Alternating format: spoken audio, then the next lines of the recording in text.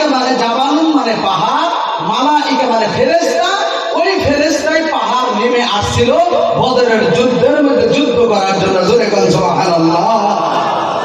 সেইগুলা মাঠ থেকে আসলাম। ওই যে বদরের মাঠে যারা শহীদ হয়েছে এবং বিভিন্ন যুদ্ধের ময়দানে যারা শহীদ হয়ে গেছে, জীবনকে কুরবান করে দিয়েছে, তাদেরকে শহীদ বলা হয়।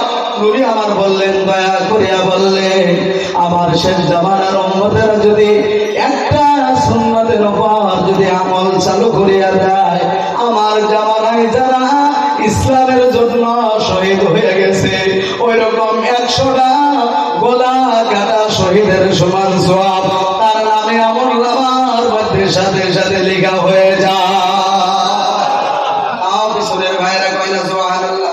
ও মুসলমান শুনে নাও, যারা সুবহানাল্লাহ একবার ইখলাসের সহিত বলতে পারবেন দুনিয়ার জমিনের মধ্যে, নবী আমার বলে গেছেন জান্নাতের মধ্যে তার জন্য একটা বৃক্ষ সাথে সাথে লাগানো হয়ে যায়।